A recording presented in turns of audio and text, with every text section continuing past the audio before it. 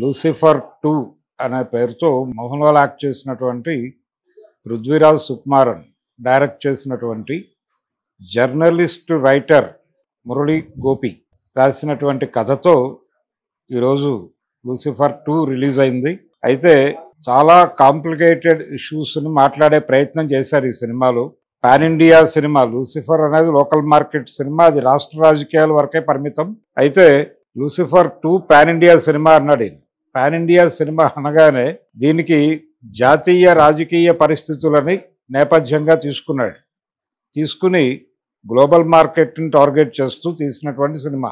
నిజానికి ఇప్పుడు భారతదేశ రాజకీయాలు ఒక జాతీయ పార్టీ, పర్టికులర్గా కాషాయ జెండా పట్టుకున్నటువంటి భారతీయ జనతా పార్టీ నేతృత్వంలో రాజకీయ ఏకీకరణ జరుగుతోంది. అంటే దాదాపుగా అన్ని పార్టీలని తనలో విలీనం చేసుకునేటువంటి ఒక ప్రక్రియ.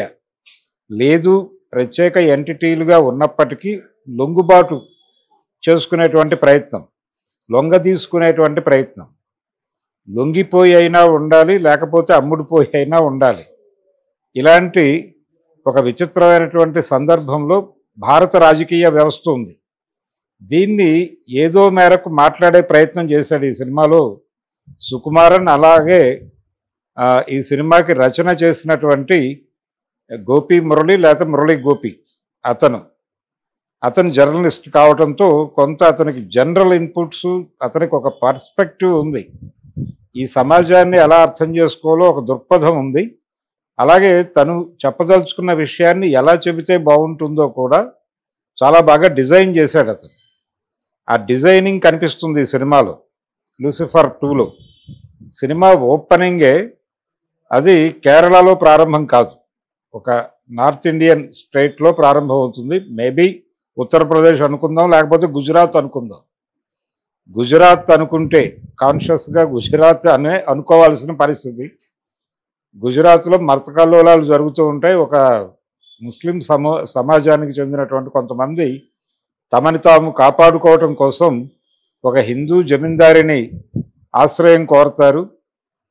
ఆ ఆశ్రయం కల్పించిన సందర్భంగా ఒక డైలాగ్ పెట్టాడు అక్కడ జమీందారినికి.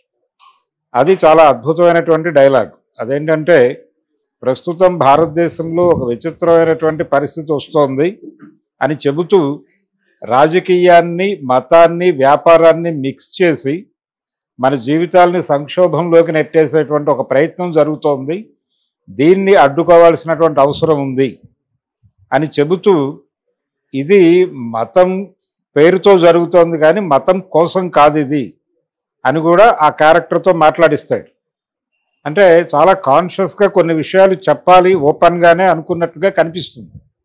అలా ఓపెన్గా చెప్పినటువంటి సందర్భంతో మొదలవుతుంది ఈ సినిమా. మొదలైన తర్వాత ఆ కోట మీద జాడి జరగటం, అంటే దాని గడి అందామా కోట అందామా, కోట అనే వ్యాఖ్యానించేవారు, ఒక జమీందారిని నివాసం, దాని మీద దాడి జరుగుతుంది.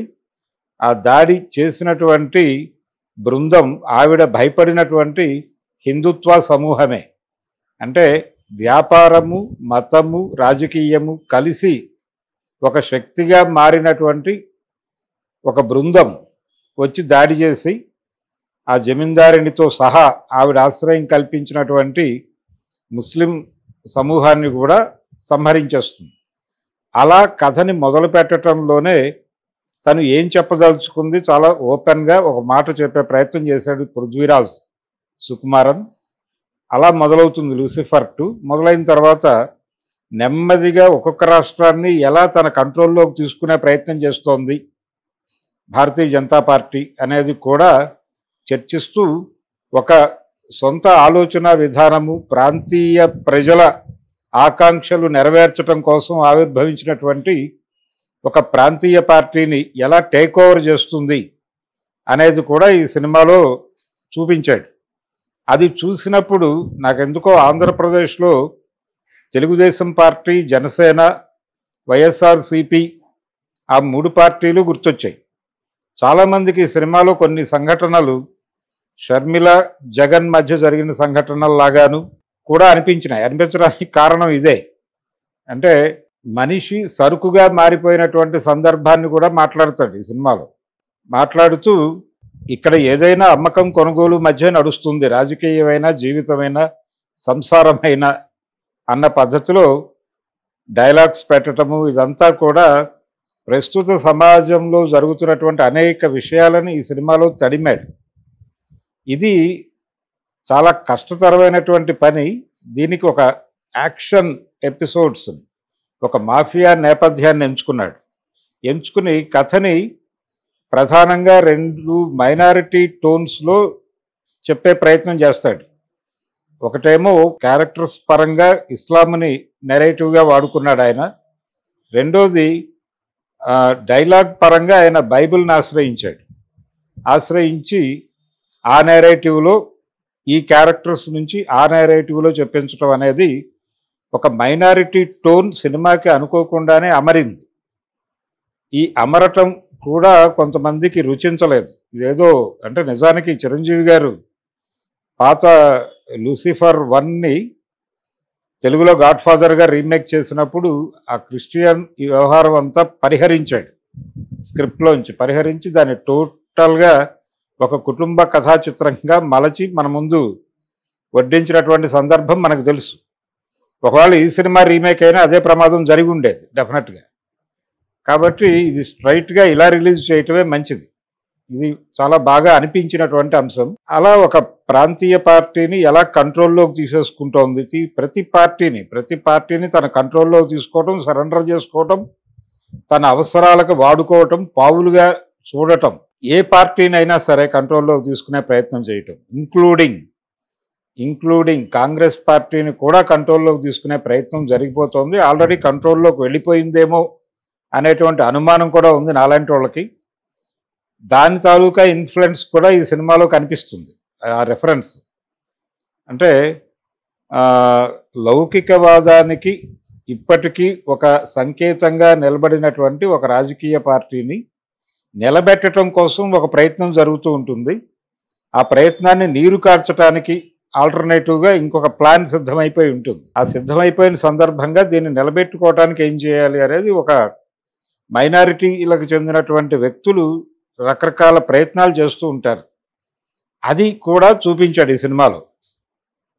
ఇలా చెబుతూ మధ్యలో ఒక ఇస్లామిక్ ఫండమెంటల్ వ్యవహారాన్ని కూడా కథలోకి తీసుకొచ్చి ఈ దేశంలో ఉన్నటువంటి ముస్లింలు కూడా దాన్ని హర్షించటం లేదు అని చెబుతూ ఆ కోణంలో చూపించే ప్రయత్నం జరుగుతోంది. ఒక కాన్స్పిరసీ జరుగుతోంది ఇక్కడ.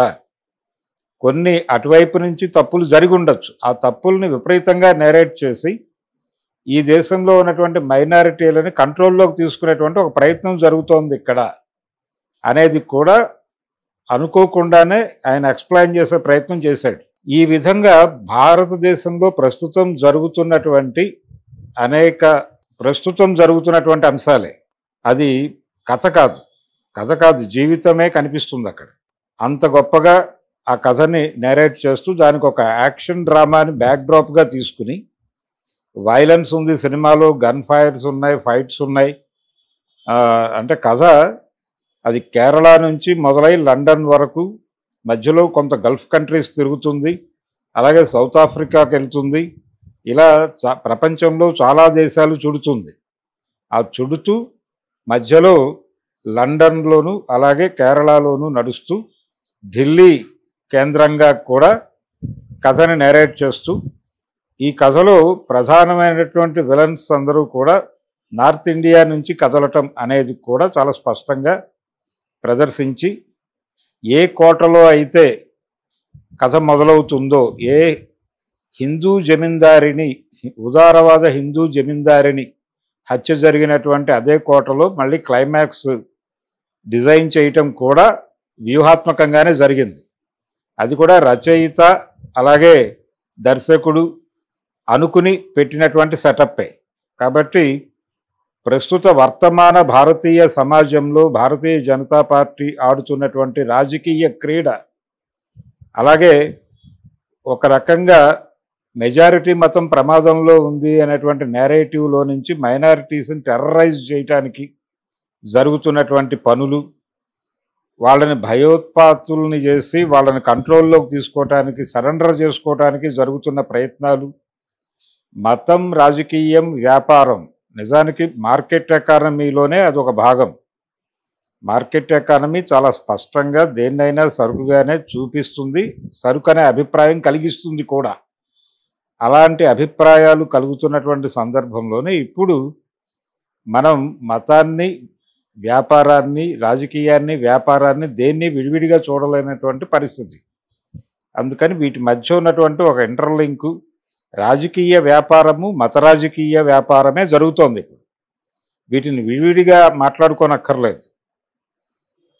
రాజకీయ మత వ్యాపారం జరుగుతోంది. ఈ రాజకీయ మత వ్యాపారాన్ని కొంత ఓపెన్గా చూపించేటువంటి ప్రయత్నం అయితే చేశాడు అతను. ఈ ప్రయత్నంలో తన్ని తాను కాపాడుకోవటానికి కొన్ని దారులు కూడా ఎంచుకుని చాలా జాగ్రత్తలు తీసుకుంటూనే ఈ కథని ప్రపంచం ముందుకు తీసుకొచ్చే ప్రయత్నం చేశాడు. ఆయన వాడినటువంటి అంటే పేర్లు, క్యారెక్టర్స్కి పేర్లు పెట్టడంలో కూడా చాలా చాకచక్యాన్ని ప్రదర్శించాడు పృథ్వీరాజు, అలాగే మురళి ఇద్దరు.